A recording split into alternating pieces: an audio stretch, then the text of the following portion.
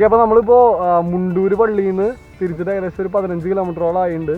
ഇപ്പോൾ നമ്മളിപ്പോൾ പോകാൻ പോണത് കോഞ്ചിറ മുത്തിയുടെ തീർത്ഥകേന്ദ്രത്തേക്കാണ്, പോംപെ മാതാവിൻ്റെ അടുത്തേക്കാണ്. നമ്മളങ്ങോട്ട് പോകുമ്പോൾ ഒരു മനോഹരമായിട്ടുള്ളൊരു സ്ഥലവും നിങ്ങൾ കാണുന്നുണ്ടായിരിക്കും. അടിപൊളി വ്യൂ ആണ് ഇവിടെ ഉള്ളത്. ഇവിടുത്തെ ഒരു പ്രത്യേകത എന്ന് പറഞ്ഞു കഴിഞ്ഞാൽ ഏകദേശം 3-4 കിലോമീറ്ററോളം 2 സൈഡും പാടായിട്ടൊരു ബണ്ട് റോഡാണ്. നമുക്ക് നേരെ വിട്ടാലോ.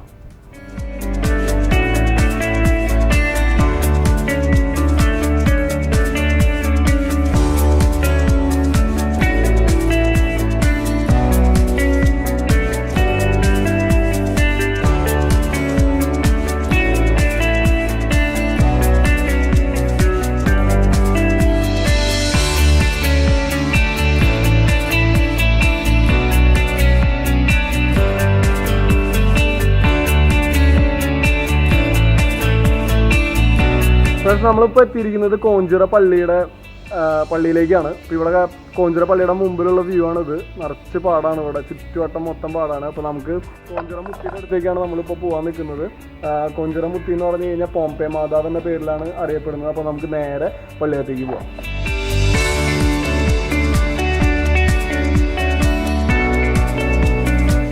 കോഞ്ചിറ മുത്തിയുടെ ഒരു സവിശേഷത അല്ലെങ്കിൽ പരിശുദ്ധ കന്യാമറിയത്തിൻ്റെ മറ്റ് തലക്കെട്ടുകളിൽ നിന്ന് വ്യത്യസ്തമായിട്ടുള്ള ഒരു പുതിയ തലക്കെട്ടാണ് അവർ ലേഡി ഓഫ് പോംപെ അല്ലെങ്കിൽ പോംപെ മാതാവ് എന്ന് പറഞ്ഞു കഴിഞ്ഞാൽ.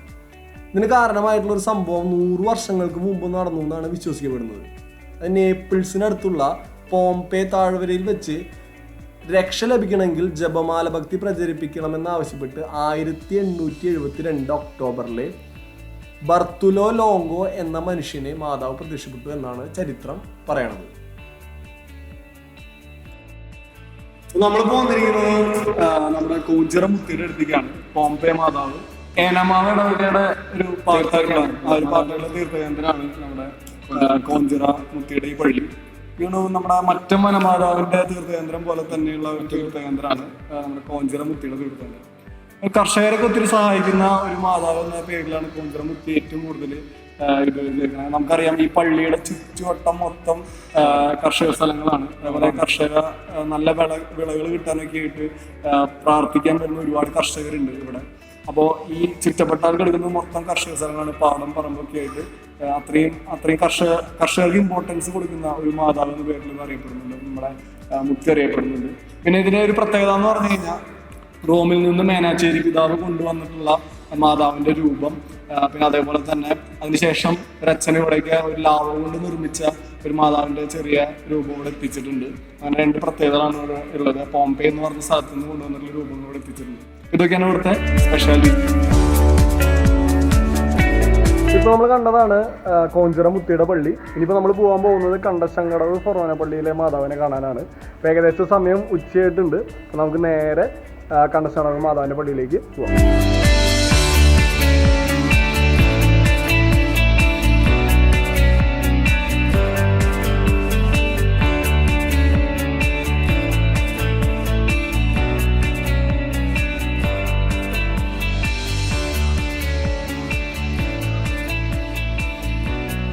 നമ്മളിപ്പോൾ നിൽക്കുന്നത് കണ്ടശങ്കടവ് സെന്റ് മേരീസ് നേറ്റിവിറ്റി ചർച്ചിലാണ്. 1879 കാലഘട്ടത്തിൽ നിർമ്മിതമായിട്ടുള്ള പള്ളിയാണ്. അതല്ല, പരിശുദ്ധ അമ്മയുടെ ജനന തിരുനാളിന്റെ നാമധേയത്തിലുള്ള പള്ളിയാണ്. അതുകൊണ്ടാണ് Saint Mary's Nativity Church, Forane Church എന്നുള്ളൊരു പേര് വന്നിട്ടുള്ളത്. ഇതിന്റെ ഒരു പ്രത്യേകത എന്ന് പറഞ്ഞു കഴിഞ്ഞാൽ കുരിശാകൃതിയിലുള്ളൊരു പള്ളിയാണ്. മാത്രമല്ല ഇവിടുത്തെ പെരുന്നാൾ നടക്കുന്നത് സെപ്റ്റംബർ 8-ാം തീയതി മാതാവിന്റെ ജനന തിരുനാളിന്റെ അമ്മയുടെ അതിഗംഭീരമായിട്ടുള്ള തിരുനാളും ഈ പള്ളിയിൽ അരങ്ങേറാവും.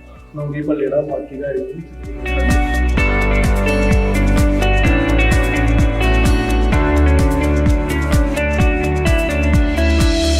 ഫ്രണ്ട്സ്. അപ്പോൾ നമ്മളിപ്പോൾ കണ്ടശങ്കടവ് പള്ളി കഴിഞ്ഞിരിക്കുകയാണ്. ഇനി അടുത്ത പള്ളി മാതാവിൻ്റെ പള്ളിയിലേക്കാണ് പോണത്. അപ്പോൾ അതിൻ്റെ ഇടയിൽ ഞങ്ങൾക്കൊരു ഭക്ഷണം കഴിക്കുന്ന സമയം 1:30 അപ്പോൾ നമുക്ക് അടുത്ത പള്ളിയിൽ വെച്ച് കാണാം.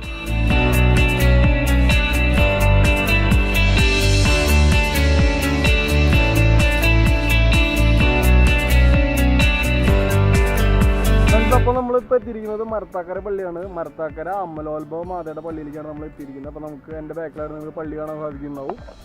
ഇതാണ് മരത്താക്കര പള്ളി.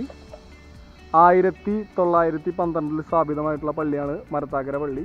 അപ്പോൾ പള്ളിയോട് ചേർന്ന് ഒരു school, saint Jose ALP school സ്ഥിതി ചെയ്യുന്നുണ്ട്. ആ സ്കൂളാണ് നിങ്ങൾ കാണുന്നത്. അതേപോലെ തന്നെ മനോഹരമായിട്ടുള്ളൊരു ഗ്രോട്ടോ ഇവിടെ ഉണ്ട്. ഇത് ഒരു സുന്ദര കുട്ടൻ ഇവിടെ നിൽക്കുന്നുണ്ട്. നമുക്ക് അവനോട് മരത്താക്കര പള്ളിയുടെ വിശേഷം ഒന്ന് ജസ്റ്റ് ചോദിച്ചു നോക്കാം. മോനുസേ, ഒരു ടാറ്റ വന്നേ. എൻ്റെ പേരെന്താ? ആ, കിസ്സോ? എന്താ പേരെന്താ പറഞ്ഞോ? കിസ്സിന് കുരിശ് വരയ്ക്കാൻ അറിയോ? ഇങ്ങനെ വരയ്ക്കണത് ഒന്ന് കുരിശ് വരച്ച് തന്നോട്ടെ. ആ, അങ്ങനെ വരച്ച്. ആ, പിന്നെന്താ താഴേക്ക് ഇങ്ങനെ കൊണ്ടുവന്ന്. ആ, ഒരു ടാറ്റ വന്നേ. അപ്പോൾ നമ്മളിപ്പോൾ പരിചയപ്പെട്ടത് ക്രിസ്സിനെയാണ്. ക്രിസ് മരത്താക്കര ഇടവങ്കാണ്. ക്രിസ് കുർബാനയ്ക്ക് വന്നല്ലേ? അല്ലേ? കുർബാനയ്ക്ക് വന്നേക്കാണ്. അപ്പോൾ നമുക്ക് ഇനി ബാക്കി പള്ളിയിലെ വിശേഷങ്ങൾ നമുക്ക് പോയിട്ട് കാണാം. ഓക്കെ.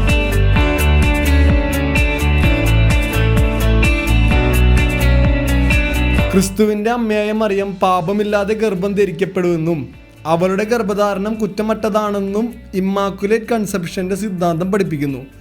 മേരിയുടെ പാപരഹിതമായ ഗർഭധാരണമാണ് കത്തോലിക്കൻ മറിയത്തെ കൃപ നിറഞ്ഞവളെ എന്ന് വിളിക്കാൻ ഇടയാക്കിയത്. പരിശുദ്ധ അമലോത്ഭവ മാതാവിൻ്റെ നാമധേയത്തിലുള്ള ധാരാളം ദേവാലയങ്ങൾ തൃശ്ശൂർ അതിരൂപതയിലുണ്ട്. അതിലൊന്നാണ് 1912 സ്ഥാപിതമായ മരത്താക്കരയിലെ ഈ പള്ളി. നമ്മളിപ്പോൾ നിൽക്കുന്നത് മരത്താക്കര അമലോത്ഭവ മാതാവിൻ്റെ പള്ളിയിലാണ്. അപ്പോൾ ഇവിടുത്തെ ഒരു പ്രത്യേകത നോക്കുമ്പോൾ ഞാൻ കണ്ടതിൽ വെച്ചിട്ട് എല്ലാ പള്ളിയിലും കറക്റ്റ് മദ്ബഹയിൽ നടുവിലായിട്ട് ക്രൂശിത രൂപമാണ് ഉണ്ടാവാറ്. പക്ഷേ ഇവിടെ നോക്കി കഴിഞ്ഞാൽ കാണാം ഉയർത്തെഴുന്നേറ്റ കർത്താവിൻ്റെ രൂപമാണ് ഇവിടെ മദ്ബഹയിൽ കൊടുത്തിരിക്കുന്നത്. അപ്പോൾ ഫ്രണ്ട്സ്, നമ്മളിപ്പോൾ കണ്ടതും പരിചയപ്പെട്ടതും മരത്താക്കര അമലോത്ഭവ നാഥയുടെ പള്ളിയാണ്. നിങ്ങളെല്ലാവരും പള്ളിയിലെ വിശേഷങ്ങളൊക്കെ കണ്ടു. ഇനി നമ്മൾ നേരെ പോകാൻ പോകുന്നത് പനമുക്ക് കാണിക്കനാഥയുടെ പള്ളിയിലേക്കാണ്. അപ്പോൾ നമുക്ക് നേരെ പനമുക്ക്.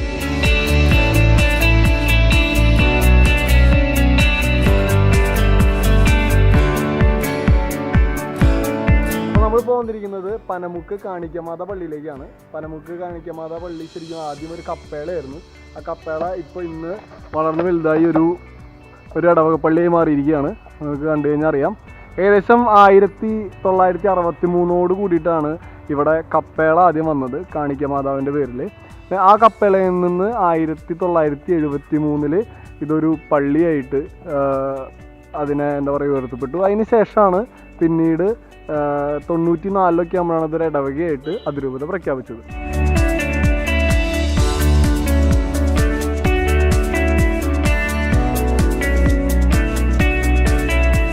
ഫ്രണ്ട്സ്, അപ്പോൾ നമ്മൾ പനമുക്ക് കാണിക്കമാത പള്ളിയിൽ വന്നപ്പോൾ കണ്ട ഒരു അത്ഭുതം എന്ന് വേണമെങ്കിൽ പറയാം.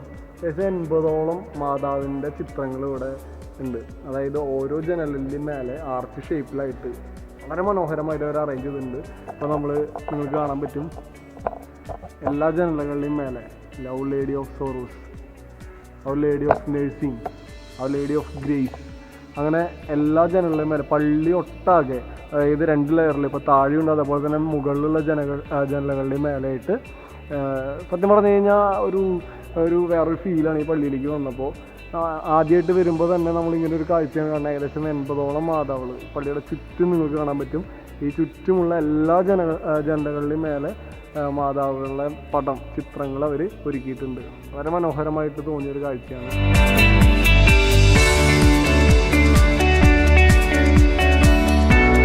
അപ്പോൾ നമ്മളിപ്പോൾ പരിചയപ്പെട്ടത് പനമുക്ക് പള്ളിയാണ്. പനമുക്ക് കാണിക്കമാതാവിൻ്റെ പള്ളിയിലെ വിശേഷങ്ങൾ നമ്മളെല്ലാം കണ്ടത്. സത്യം പറഞ്ഞു കഴിഞ്ഞാൽ പനമുക്ക് പള്ളിയിലെ വിശേഷങ്ങൾ തീരുന്നൊന്നുമില്ല. ഒരുപാട് നല്ല നല്ല കാര്യങ്ങളും ഇപ്പം നിങ്ങൾ ഒരുപാട് ചിത്രങ്ങളൊക്കെ ഉണ്ടാവും മാതാവിൻ്റെ. പിന്നെയും കുറേ കാര്യങ്ങളുണ്ട്. പക്ഷേ സമയപരിധി മൂലം നമ്മൾ ഈ പള്ളിയിൽ നിന്ന് ഇറങ്ങുകയാണ്. ഈ പള്ളിയിൽ നിന്ന് മാത്രമല്ല നമ്മുടെ ഇന്നത്തെ എപ്പിസോഡ് നമ്മളിവിടെ വൈൻഡപ്പ് ചെയ്യാണ്. ഈ എപ്പിസോഡ് അവസാനിക്കുമ്പോൾ ഈ പ്രോഗ്രാം അവസാനിക്കുന്നില്ല. കൂടുതൽ വ്യത്യസ്തങ്ങളായിട്ടുള്ള മാതാവിന്റെ പള്ളിയും അവിടുത്തെ വിശേഷങ്ങൾ പരിചയപ്പെടുത്തിയ പരിപാടി ഇനിയും തുടരുന്നതായിരിക്കും. അപ്പോൾ നമുക്ക് അടുത്ത എപ്പിസോഡിൽ കാണുന്നവരെല്ലാവർക്കും ബൈ ബൈ.